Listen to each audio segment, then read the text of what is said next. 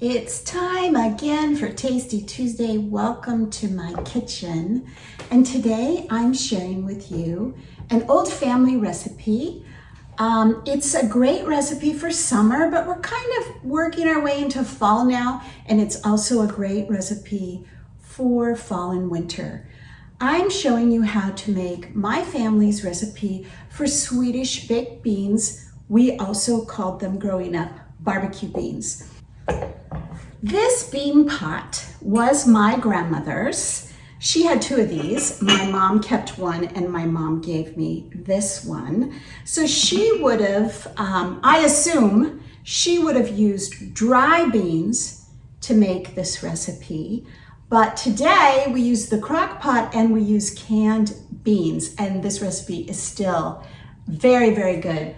I've mentioned before on Tasty Tuesday that my family has a Norwegian heritage, and but my great-grandmother's second husband, my great-grandfather, who's the only great-grandfather I ever knew, he was Swedish, and he had just the tiniest bit of Swedish accent, and he was seriously the nicest man to ever walk the planet. So I think the Swedish baked beans probably came from that influence. And we had a lot of other Scandinavian foods growing up. I always thought everybody ate lefse growing up because we ate lefse. But this recipe, my grandmother would have made in the bean pot. We now make it with canned beans in the crock pot. I just got a new crock pot, the one I got from my wedding 39 years ago, finally bit the dust. So today we're using my brand new crock pot. But before we move everything to the crock pot, I have one white onion, yellow onion. I have a pound of chopped up bacon, and I have a pound of ground beef. My grandmother would have taken a chuck roast or a round roast and ground it up in her meat grinder. I remember her doing that all the time, but I'm not doing that today. So we're gonna put these into this pot, brown everything up together, drain some of the grease off, and then we'll see what's next. So our onions, bacon, and ground beef has been cooking for about 10 or 11 minutes. You can see the bacon is not crispy. It's not going to get crispy. But it will complete the cooking process once it goes into the crock pot.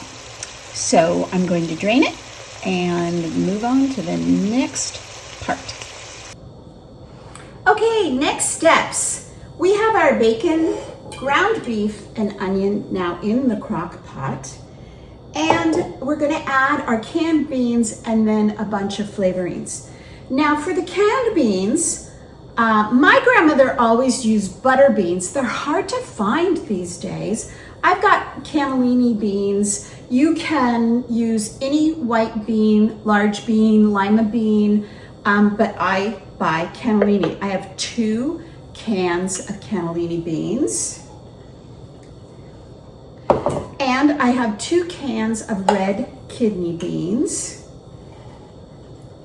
And my grandmother would use pork and beans, which you still can use, and they're still available. I don't think back in the day there were a lot of other options, but today I buy this Bush's baked beans because I like the honey tang that's in there. So I've got one, this is 28-ounce can of Bush's baked beans.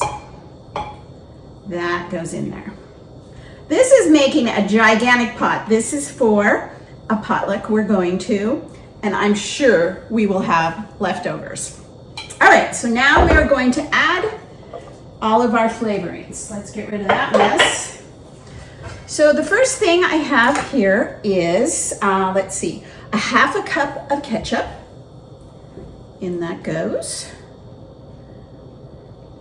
And I have a half a cup of barbecue sauce, just store-bought barbecue sauce. I have 4 tablespoons of regular yellow mustard. This is 4 tablespoons of molasses. Man, my pot's getting full here. Ooh, I love that flavor. I'm a big fan of molasses. I have 1 tablespoon of apple cider vinegar. And in here I have 1 teaspoon of salt, a teaspoon of red chili powder, and mild red chili powder, and about 3/4 of a teaspoon of fresh ground pepper.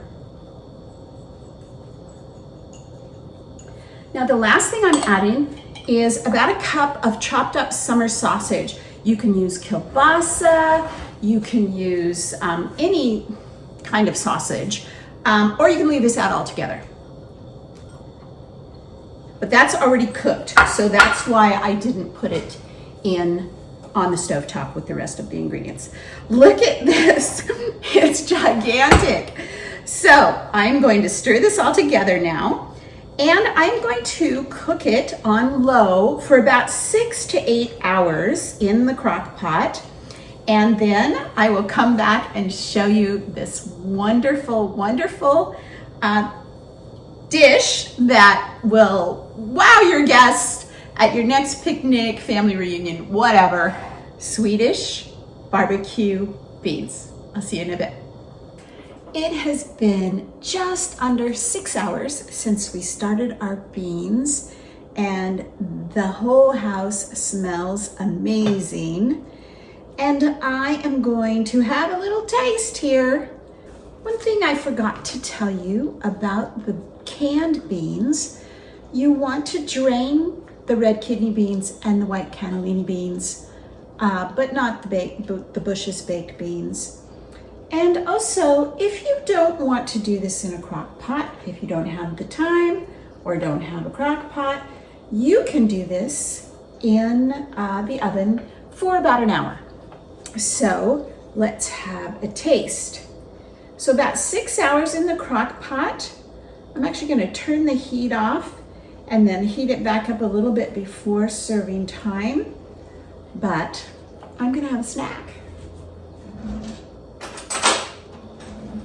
It smells really good.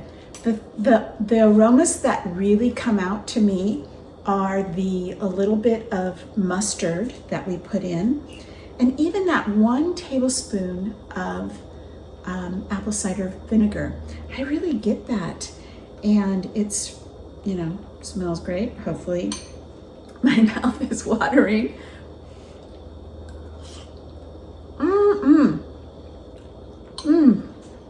That chopped up summer sausage I put in too, really excellent. It really is an easy recipe, especially since the crock pot does most of the work for you.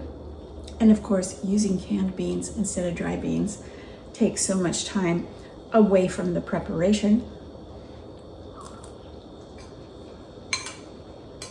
This is gonna be a hit. This is gonna be a hit at our event tomorrow.